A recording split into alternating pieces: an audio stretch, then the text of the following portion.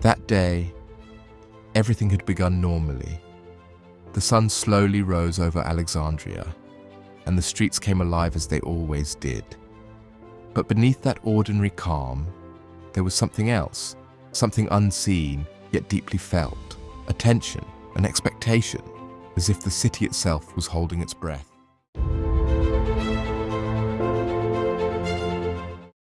Hypatia was on her way to one of her lessons, as she always was. She had no soldiers beside her, no guards, because she had never lived in fear. But that day, something was different. The streets were too quiet, and that silence was a warning of what was coming. And then they appeared.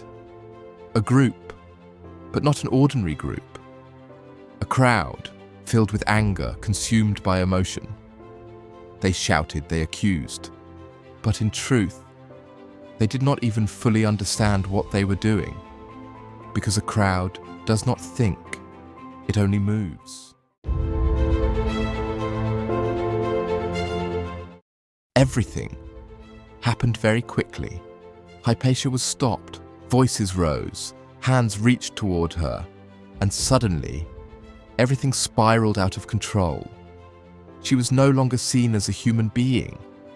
She had become a symbol, and that symbol had to be destroyed.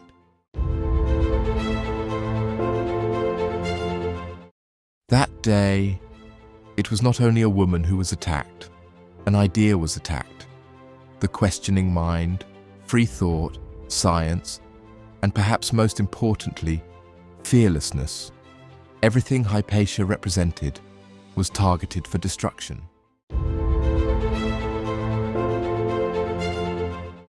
When it was over, the city fell silent once again. But this was not the silence from before. This was the silence that comes when something has ended forever.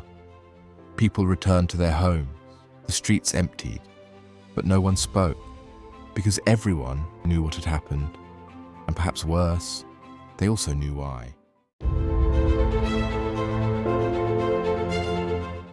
That day, not only did Hypatia die, Alexandria lost a part of itself.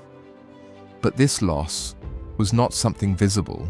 It was the loss of a mindset. From that point on, people would ask fewer questions, think less freely, because now they understood thinking was dangerous.